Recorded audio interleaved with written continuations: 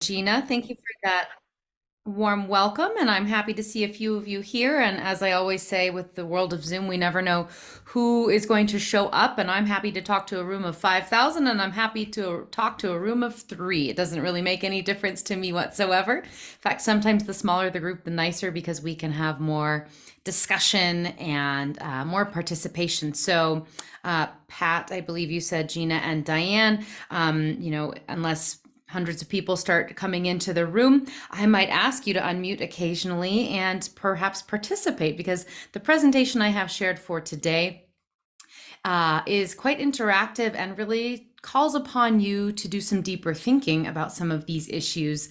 It's less lecture style, although sometimes I do things like that as well. So let me pull up my PowerPoint. It's so funny. It shut itself down. Okay, now it is back. So let me pull that up and I'll share my screen with you.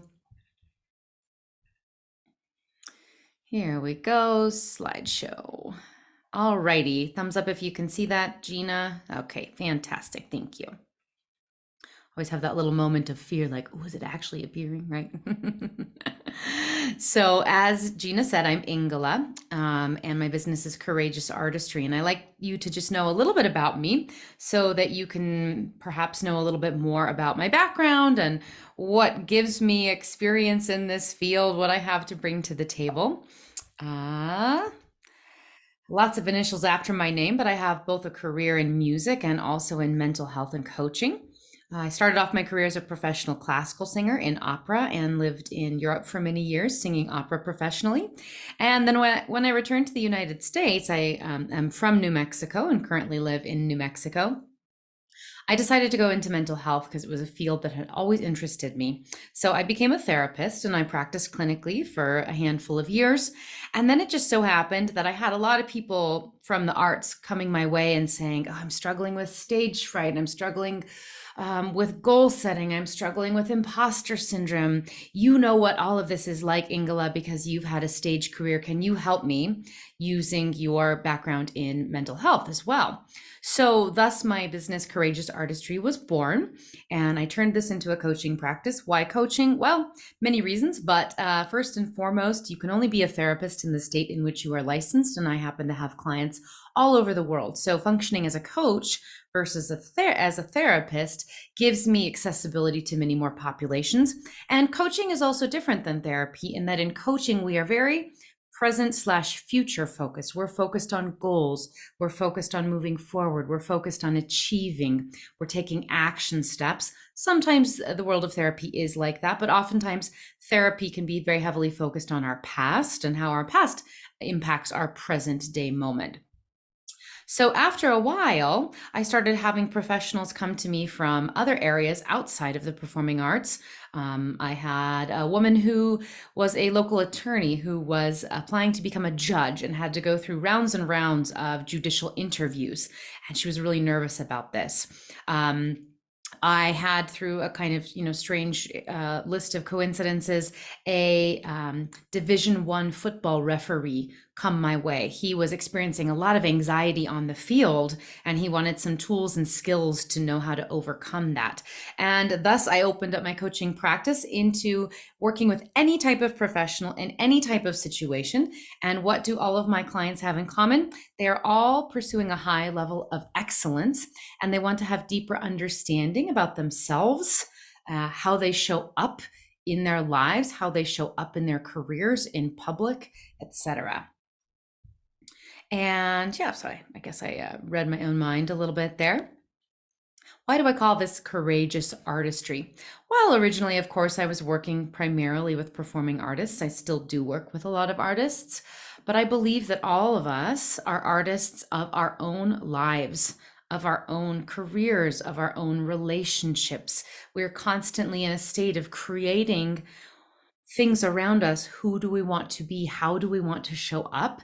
And I'd say most of the time, if not all of the time, this all takes very high levels of courage because we don't know what's going to happen when we take this next step or we take the next risk. So, what is stage presence? That's a good question, right? If we talk to 100 different people, we might get 100 different answers. I looked for the official Oxford Dictionary definition, and this is what they said: the ability to command the attention of a theater audience by the impressiveness of one's manner or appearance. Now, when I read that definition, I thought, man, that sounds very ho hum. Boring. And also, of course, this only, in this definition at least, only applies to theater. And the impressiveness. What does impressiveness mean? How do we even define that? And my goal in talking about stage presence with all of you today was truly to open your mind to the idea that all of us have a certain way in which we show up when we are in public, whether that is in a meeting of 5, 10 people, like I'm doing with all of you right now, whether that's over Zoom or in person, whether that is in a job interview, whether that is in giving a lecture, whether that is doing a stage performance. We are all on multiple various stages in life in which we find ourselves perhaps feeling lack or insecurity or worry that we're not doing well enough or that we're not showing up how we would like to. And, I think it's important to point out that a lot of times we have a very fixed mindset about these types of qualities and traits. Some people might say, oh, well, that person is just natural at that. Or we use the forbidden T word, talent. I actually have a really fraught relationship with the word talent because talent implies that this is a fixed characteristic that you were either born with or not. Just as I was born with brown hair and brown eyes, I was born with talent, or I wasn't born with talent in certain areas. I can't tell you how many times in my life as a professional performer that people have come up to me, well-meaning, of course, and have said, you have such talent.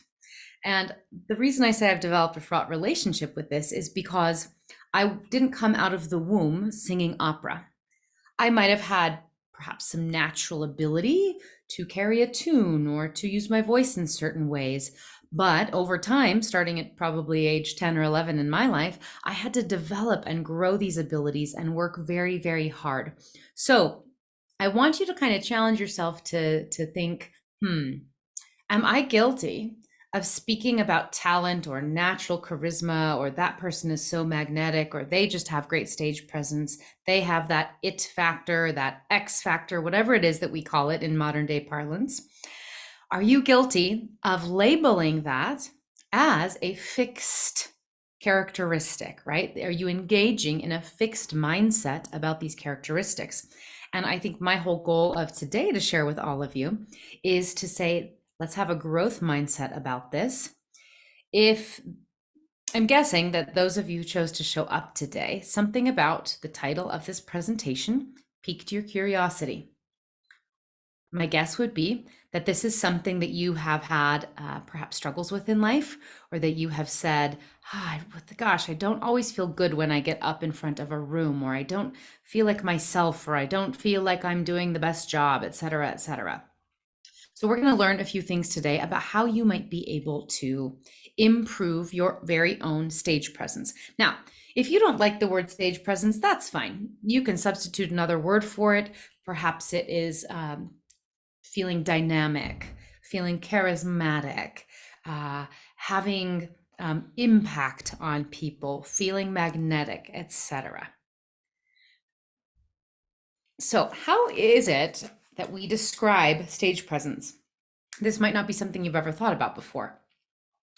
I came up with just, a few various celebrities and prominent figures.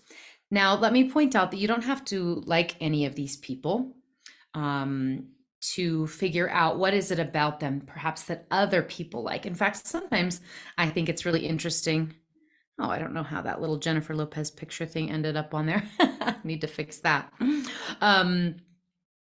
I think we could agree that, for a lot of the world, or at least here in the Western world, that these people that I have pictured here, of course, there are hundreds and hundreds of others that I could have listed, but I tried to get a broad range of professions and different backgrounds and uh, ages, etc., that they have something that helps them become famous. So I would really ask you right now, and I would love it, love, love, love it, especially since we're a small group today, if you wouldn't mind sharing some of this in the chat box. Um, how do we describe stage presence? So perhaps you want to identify one person on this screen, or maybe you have another person in mind. That's fine too. And you could tell me who that person is and what is it about that person.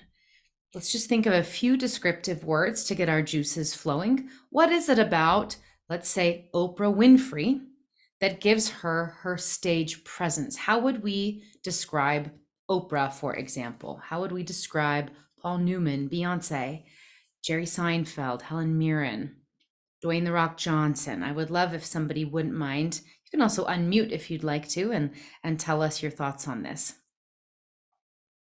Jacob, thank you. And Gina, okay, so Gina says, I think you can feel a personal connection with them. So there's maybe sort of an openness or maybe a vulnerability about them that makes you feel like you could connect with them somehow. Jacob says someone brings energy and character to the event. Energy, I like that word. People feel drawn to them and want to pay attention. Yeah, great. They exude energy, says Diane. Pat says their talent is a natural quality that comes across. There's that T word again, right? So their talent, and I wonder if we could challenge ourselves to replace that word talent with perhaps skills. I like thinking of it instead of thinking in terms of talent as skills, because once again, when we say the word talent, oftentimes we believe that talent is fixed quality. Like, I'm 5'3", I'm not going to be growing anymore. That can't change for me yet. My presence, my talent, my growth as a singer in my own career can grow and change. Okay, energy, character, personal connection. Does anything else come to mind? And I'm not surprised that sometimes these things are hard to put into words.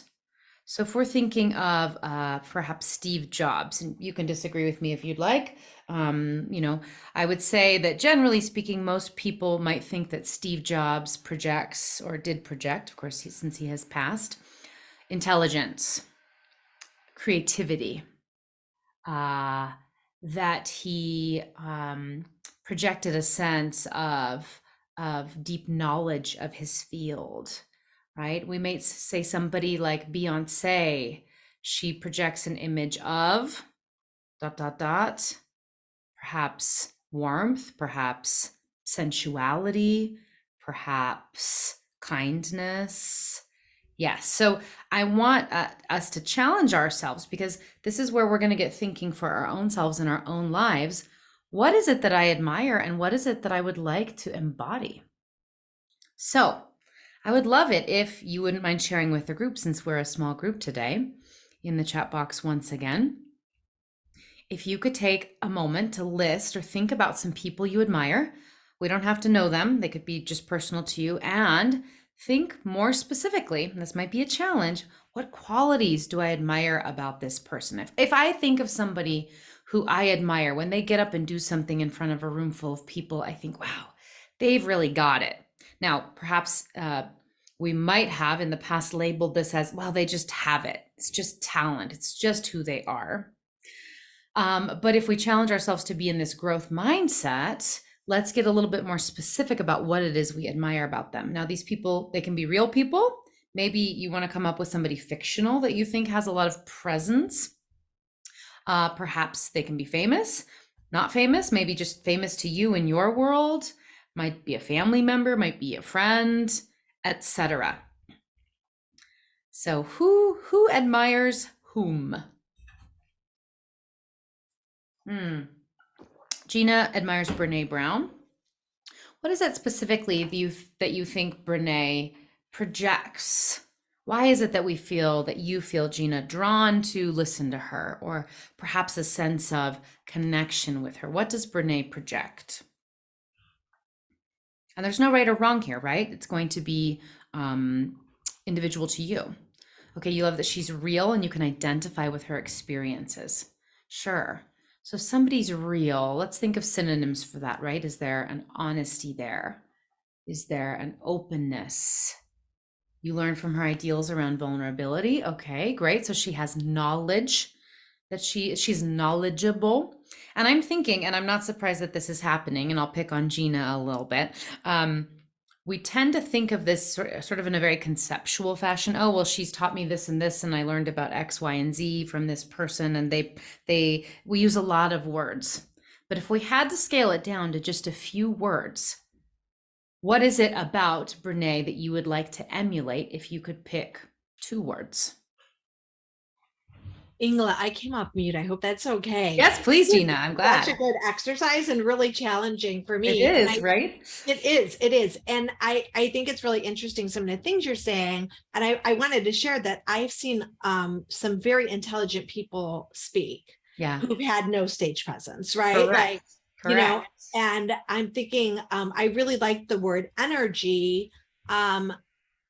But I guess maybe authenticity Okay, I like that. might be a good one. Yes. Okay, and the reason that I'm challenging all of us right now to come up with fewer words for this, I have a point here, right? What I want us to do is to see I can set goals for myself. If I admire Brene Brown and I admire her authenticity, how can I then take that and play with that quality and say, how am I showing up authentically? Can I show up more authentically? Am I already showing up authentically? This gives us an ideal or something to work towards.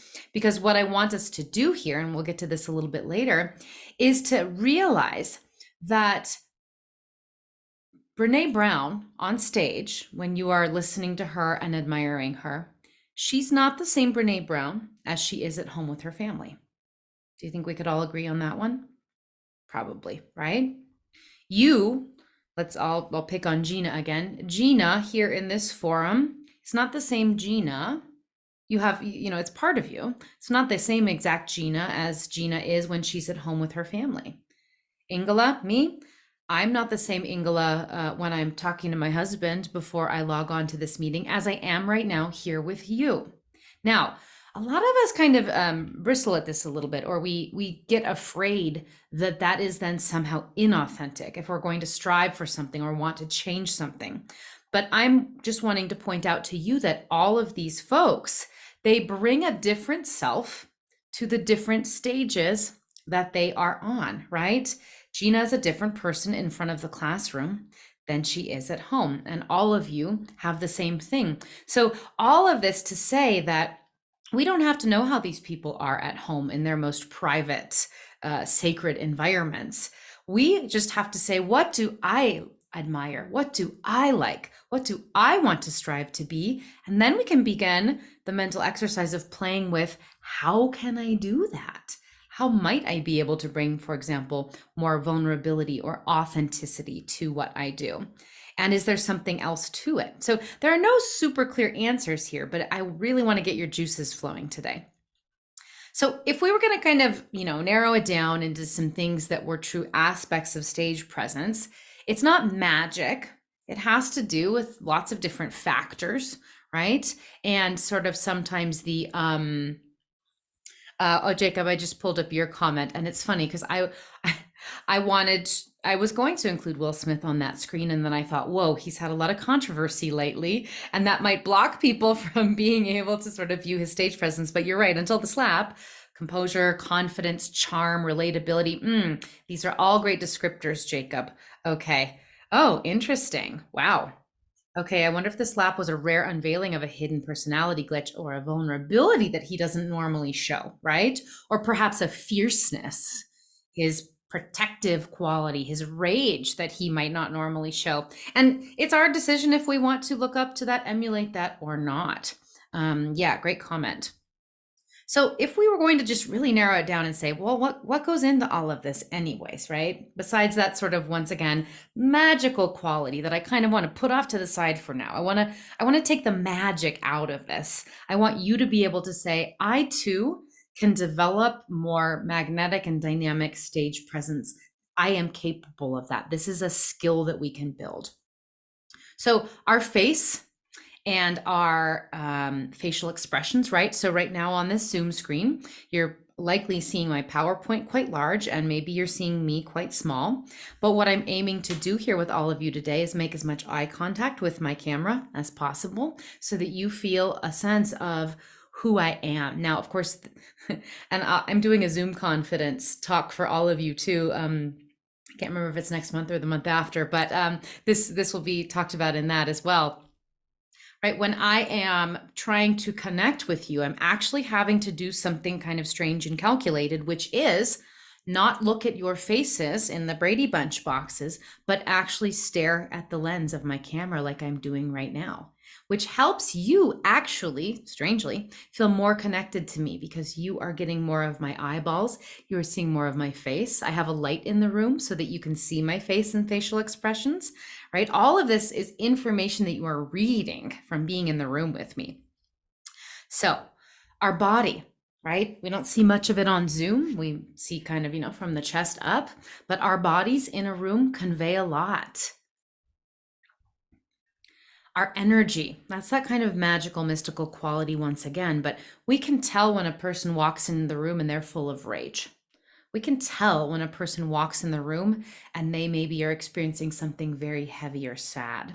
So we carry, I think, energy. What it sort of boils down to for me is the emotional landscape that we might be feeling at the moment that is reading through our physical selves. Another word for emotions, of course, are feelings, because emotions are actual feelings within our bodies. Our voices, that's another very, very important part that is going to convey something to the people that are listening to us, whether I'm chatting over coffee with my girlfriend, talking about my day or some struggles, or I'm here with you, trying to, of course, have my own stage presence be apparent and try to work on that and aspire to be greater in that for you here today, so that you are interested and hopefully captivated by what I'm saying. How we present ourselves, this is unfortunately unavoidable as much as I would like it not to be.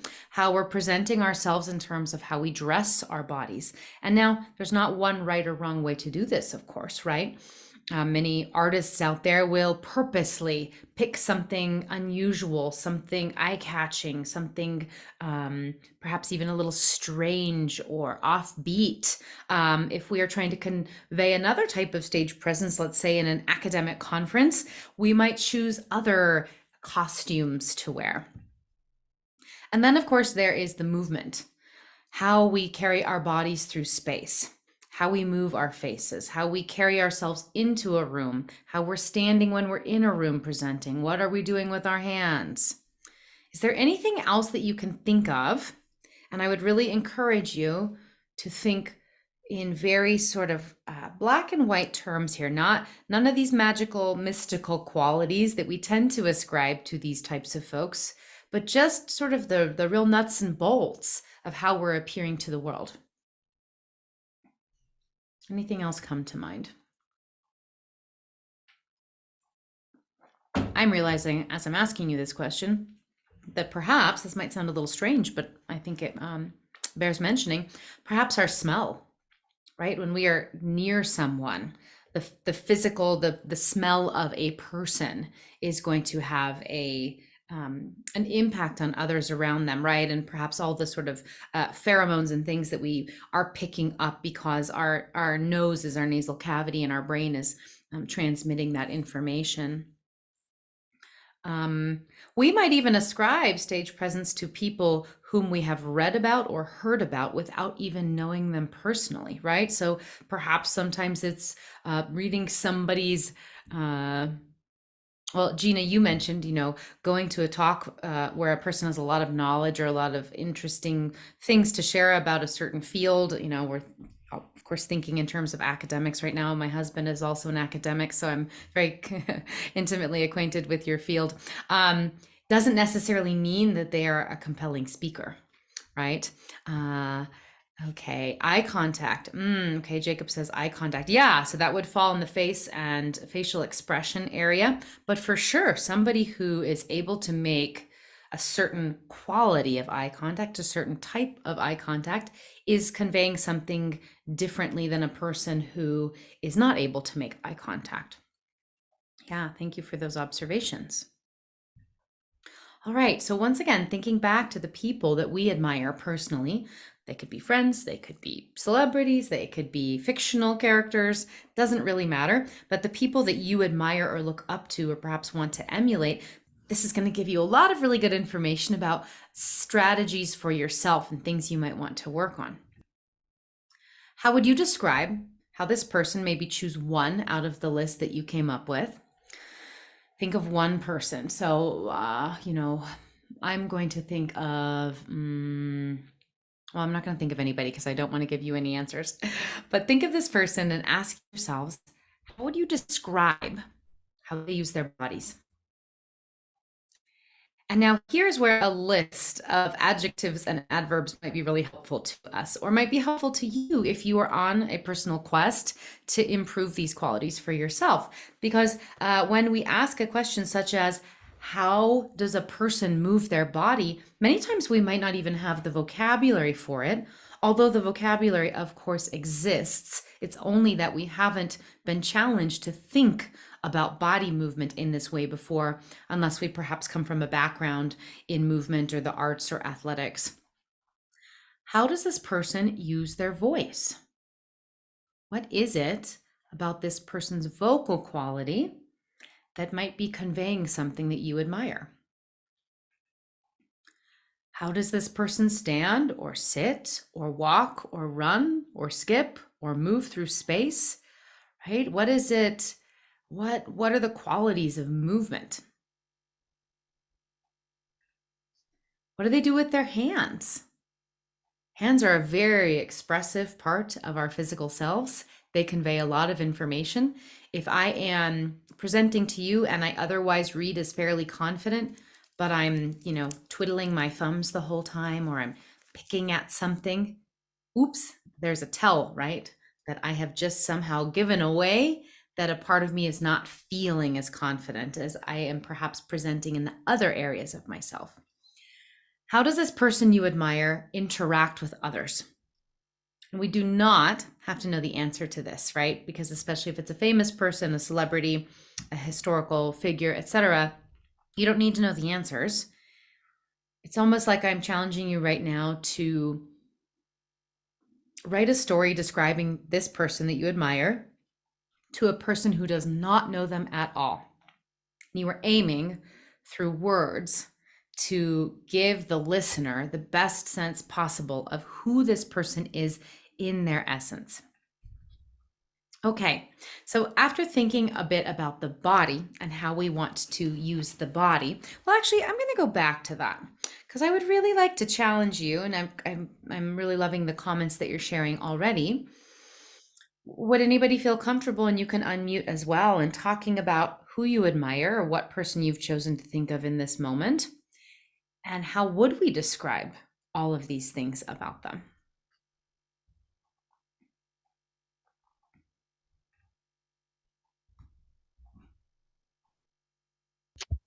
This is Gina. I unmuted. Hi, I was Gina. gonna type in and then I thought, Oh, good. I love chatting. That's great. yeah.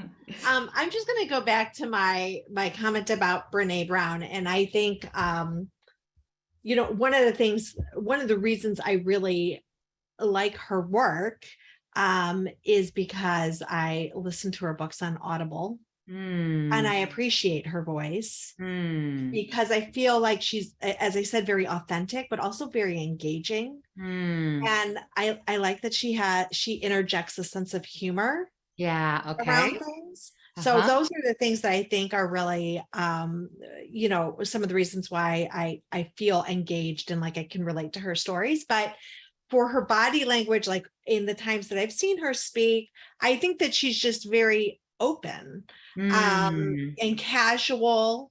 Mm-hmm. Um, right? There isn't Great. that stiffness or closeness, so she's Ah, open and casual. okay. Um, that she commands the stage. She walks around, right? She's not Uh-huh. still in one space, in one place. Okay. Definitely uses her hands, which Uh-huh. I always talk with my hands.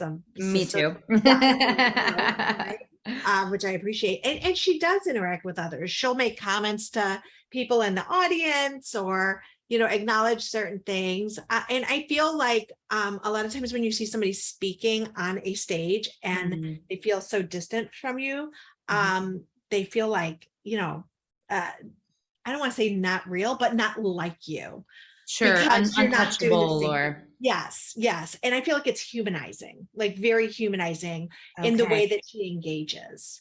Fantastic. Thank you for sharing all that. And those are really juicy descriptions. I think you're challenging yourself now to drop in a level deeper. Why is it that I respect and admire Brene Brown, or why I might want to emulate certain aspects of her? And I'm going to hone in on some of the words, just kind of try to pick out the individual words. Open. And we could mean that, of course, from an emotional, psychological aspect, but you specifically identified open body. You said she's not closed, right? So now we're on the trail. Now we're figuring out, aha. So if she's not closed, that means if I wanted to emulate something like that, I would might have to purposely think of having my body feel very open, which, by the way, when we're feeling anxious, which we're going to get to in a little bit, can feel extra vulnerable. Any creature, including humans, when they feel threatened, they want to close off their bodies. They fold their arms, they hunch their shoulders, they hunch in on themselves. Why is that? It's because we are instinctively protecting our most vital organs here in the trunk of our body.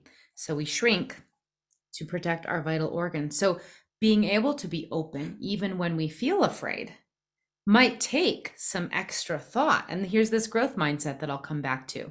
If I wanted to work on my stage presence in front of, I don't know, at an academic conference, if I was sharing a paper, etc., I'll just think of a circumstance right now. Can I challenge myself to be more physically open? You also mentioned a word like command. She commands the stage. And then you described how she does that. She walks around. She's not afraid to make eye contact. Aha. So once again, if we were going to narrow this down into a little mini list that Gina could work on, right? Okay, I'm going to try to keep my body open. I'm going to give myself permission and even encourage myself to walk around. I'm going to encourage myself to make eye contact with folks in the audience and feel like I'm really directly speaking to them. So I'm hoping that you're all seeing through Gina's wonderful example that we don't have to just put someone like Brene Brown up on a pedestal and say, oh goodness, she's just so amazing and I could never be like her. No. What is it about her that makes her amazing to you? What can I emulate here? Thank you for sharing that, Gina. Okay, how do we want to use our voices? As I mentioned before, our voice, how we use our voice, the tone quality of our voice, is a part of us that conveys so much personal information. So we have the aspects of our vocal tone, or we might call it our vocal quality, right? And there we might think of terms like smooth, scratchy, warm, inviting, nasal, hoarse, raspy, low, right? All of these different descriptors that we can think of to describe the human voice. We're also going to be thinking about things like rate and speed at which we are speaking. I don't know if you've noticed this. I'm guessing you haven't. But when I'm doing a presentation like this, I'm purposely slowing down how I would be speaking if I were just, rattling something off to my husband at the end of my day. Because I'm imparting information to you that I really hope you learn and absorb and can then take and apply practically into your own lives. And in order for your brain to best process this information, I need to make sure I'm not speeding through it too quickly. So I'm being more mindful of my vocal rate. Our volume. Does this matter as much on Zoom or on technology? Well, actually, yes, it does. Of course, it matters a lot in person as well. And we've all been to I was just at a meeting yesterday, a networking meeting where people were passing around a microphone and had 30 seconds to talk about their profession and what they do. And it made such a world of difference if somebody knew how to hold this microphone so that the volume at which they were speaking could be perceived by everyone else in the room, right? Some people were they were shy or they didn't know better. They were holding the mic too far away from their faces. And then we didn't get anything, right? We couldn't get a sense of who that person was and what they were trying to tell us. So volume is definitely an aspect that impacts our audience. I have a microphone, incidentally. I'll get to this more in my Zoom confidence talk that I do in a few months from now. But I have a microphone even when I'm on Zoom so that hopefully you can hear and perceive my voice better than you would be able to just through my computer microphone. All right, I wanted to actually give you some idea of a few little vocal exercises that you might be able to use in order to help warm up this part of your body. This is such a vital part of our identity and our communication. So, before I was encouraging you to think of all of these descriptors and ways in which we might characterize how our bodies are in a room, in space, our faces, our hands, our stance, our walking, our sitting, our standing. And for the voice, I'd like to give you a few very specific exercises because I think that we can all likely agree. If I am moving my body through space in a powerful, dynamic way, if I am showing up tall and proud and open and vulnerable and all the things in which I want my body to be and do in front of a crowd, but my voice is like this, then suddenly nothing matters anymore, because even though my body is really open and proud, I'm mumbling, right? So if we are not using our voice to match the energy that we want our bodies to convey, there's an incongruence here that our audience definitely reads. So I want to encourage you just for a moment to be kind about these things to yourself, because many of us struggle with what I call vocal identity. How many of us, myself included, have recorded our voicemail outgoing message and listened back to it and go, ew, that's how I sound? Bah, right? We listen to a lecture we've given. Myself as a singer, I have to listen to recordings that I've done. It's painful. And the reason it's painful, really, first and foremost, is because we do not hear our voices as others hear our voices. We hear our own voice as filtered through layers of tissue and bone here, and it alters the sound that we hear. So what I believe my speaking voice to be, and what it actually is to the listener's ear, are different enough that when we hear what our listeners are hearing, it's very jarring for us. It's almost like we got caught naked or something, right? It's like it feels very vulnerable and scary. But I would like to point out that being able to use our voice in all of its true range and beauty, we all have a voice that can do many more things than we believe it can.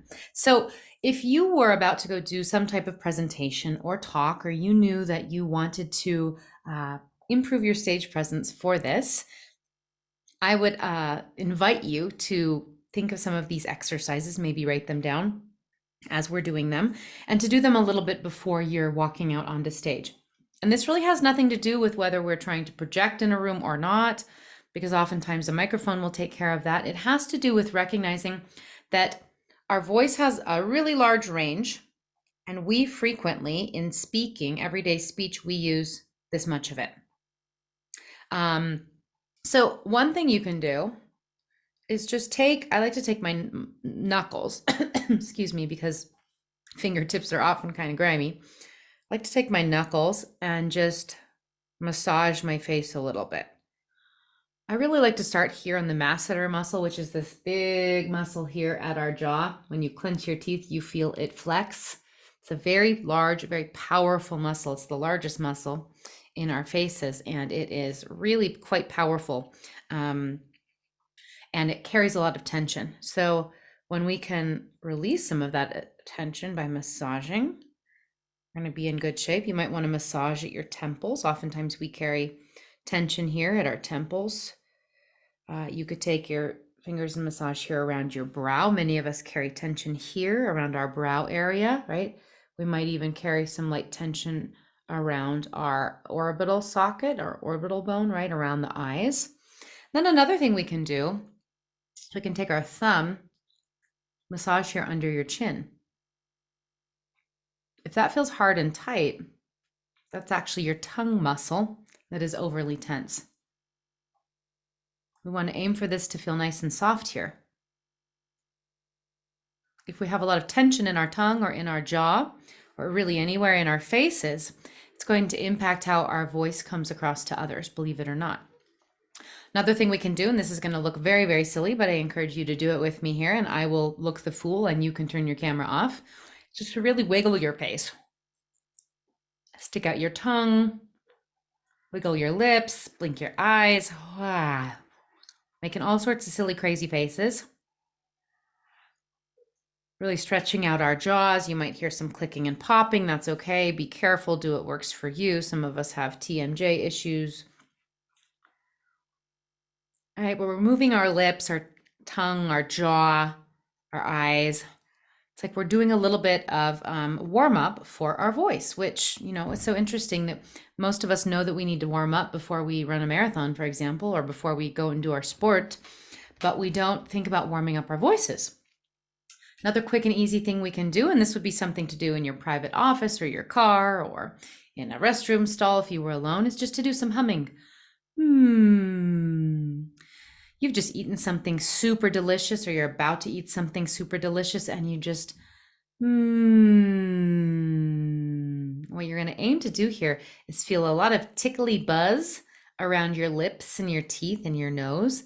And you can do it down in pitch like I just did. You can do it up in pitch.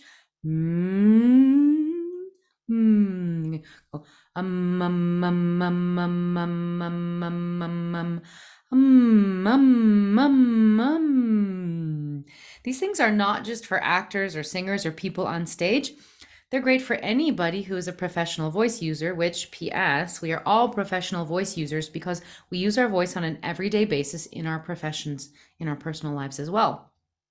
A more advanced exercise would be something we can do many versions of this. Don't worry if one of these doesn't work for you. Just move on to the next one. We can do the sort of old-fashioned raspberry that you would do with a kid, or as when you were a kid, but add noise to it.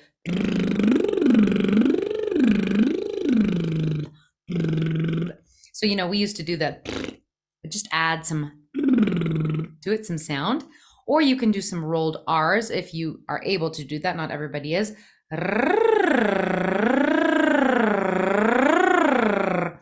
Anytime we do that, we're hooking the voice up to the breath.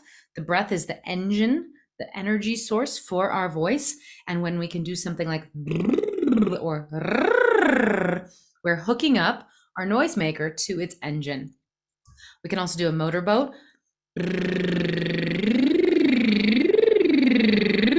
Now, I've had years and years of practice doing these, so if it feels hard for you, don't worry about it.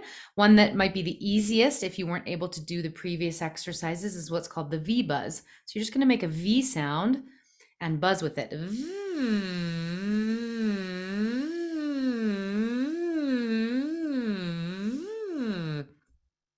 Doesn't matter what you think the tone quality sounds like. These are just exercises to get your voice moving. Notice I've been kind of scratching and itching at my face because if we're doing these well, if we're doing them correctly, you're going to feel a lot of sensation here. It's going to feel very buzzy. That's the feeling of resonance that we are using to help increase sort of the warmth and inviting quality in our voice. Okay, moving on to anxiety. This is, of course, an aspect of improving our stage presence.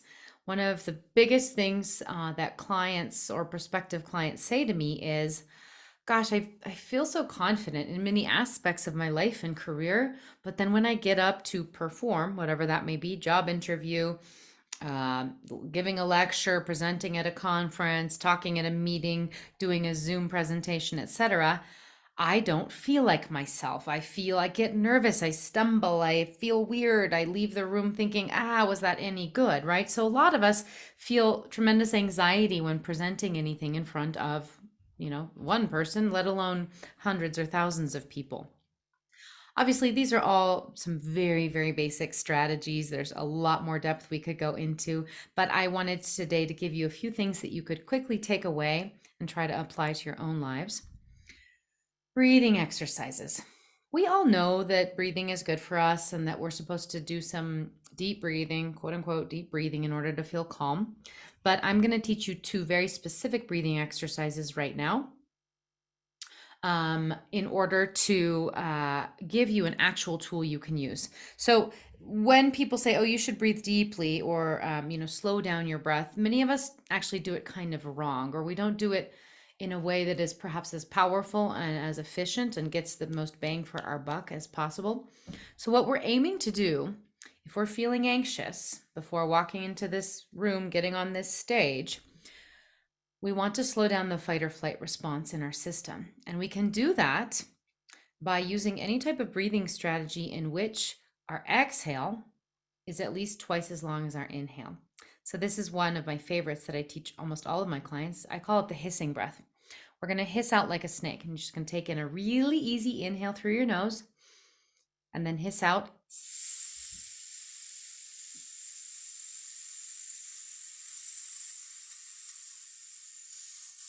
I hope you're all doing this with me. You can also blow like you're blowing through a tiny, tiny straw.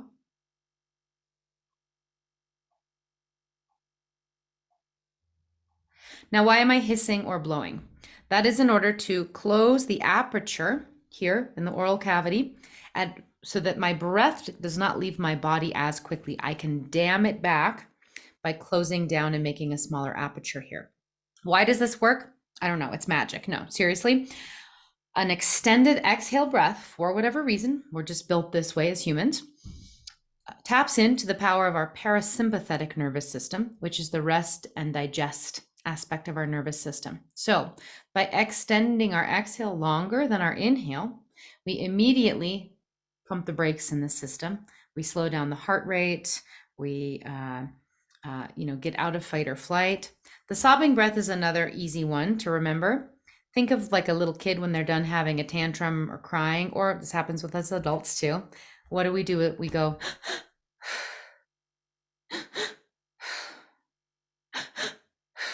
now, we're not going to do it that way, but we're going to take that basic idea, which incidentally is our body's way of trying to bring us back into a calmer state after being very upset. We're going to take in that sobbing gesture, that two-part gesture through our nose. And we're going to hiss or blow out the exhale just like we did with the hissing breath. Okay, I'm skimming the surface with these breathing exercises. If you want to learn more about them, you can contact me. Using meditation or mindfulness is, of course, also a very powerful calming strategy that we can incorporate into our everyday lives. But I would really encourage you to build some of this into your life and to use some of it, especially on a day where you have something big to do, where you have a big stage to get on. Visualization and mental rehearsal are often used in sports psychology, and not as many of us know about it in the business world or the performing arts, to be honest, for that matter. But sitting down and visualizing, or you could lie down as well, visualizing yourself, bringing, let's use Gina's example of Brene Brown, bringing those Brene Brown levels of personality and warmth and openness and vulnerability and authenticity and all these beautiful, delicious words that you have come up with for how you would like to be on stage. Visualizing yourself feeling that way, being that way, conveying yourself that way, seeing what you want to see in the audience. Really make this visualization or this mental rehearsal as 3D as possible. I might even add 4D and say the emotional dimension would be the fourth dimension. How do I want to feel when I am on this stage presenting? This is incredibly powerful, these strategies of visualization and mental rehearsal. And incidentally, we are constantly visualizing all the time, but due to the fact that our brain is hardwired for survival and therefore is always on the lookout for danger and bad things coming our way, tendentially, we are visualizing the negative very, very frequently, right? We're imagining all the things that could go wrong. So take that amazing power that you have with your brain and visualize things going well for yourself. Another idea would be create an alter ego. So I'll go back to the example of Beyonce. Some of you may know that Beyonce grew up in a very, very religious family, I believe Southern Baptist even, singing a lot of gospel music and being in church a lot. Well, then she became a member of Destiny's Child, the band, I guess from the 90s and early 2000s. And she suddenly had to project this sort of sexier, more sensual vibe, right? This sort of more modern pop music, far removed from her church background. Well, at that time, she created the alter ego of Sasha Fierce because she didn't feel like she could be Beyonce in these, sort of more racy versions of her music. She didn't relate to that. That wasn't her. She felt afraid to do that. So she created this alter ego of Sasha Fierce that she brings on stage. Interestingly, I think Sasha Fierce is one of the more well-known examples, but a lot of athletes bring an alter ego to the field or to the, stadium. Other artists do this as well. We can also do this. We can think, I'm going to step into my Brene Brown alter ego right now. Now, this gives us a lot of power because it allows us to access things that don't have to be us. And I touched on this a little bit before, but who I am at home with my husband or my friends, for example, is very different than how I am appearing right now, of course, because I'm bringing an aspect of myself to you, not my most private self. And hopefully this aspect of myself is still ringing as true and authentic to me, right? So we can bring these aspects, we can decide what we want to bring more to the forefront about us, and even work on some new strategies and skills and improve them through all the strategies I mentioned before. And remind ourselves that this doesn't have to be me, my most private self that I bring here. This is an aspect of me. So I have a lot of fun doing alter ego work with my clients. Okay, I wanted to make sure that we ended on time and that I left a little bit of time for question and answer. I will leave up this screen with my contact information. If you have any questions, comments, you're free to email me. You can follow me on all of the socials. We can connect on LinkedIn. I would love that. I try to spend a lot of time connecting with people on LinkedIn. I do a lot of LinkedIn live videos. And if you're curious to know more how this might work for you in your life, or you wanted to know more about my coaching services, I do a free 30-minute consultation with anyone who comes my way. We pop on a Zoom call. We talk about what some of your issues are that you're experiencing. We figure out if my services are a good fit for you. If they're not, that's okay too. There's no pressure. And oftentimes, if my services aren't the right fit for you, I'm always happy to share a little bit more information about a direction you might want to pursue instead. So I will open things up to any questions or comments. Feel free to unmute. And thank you all for your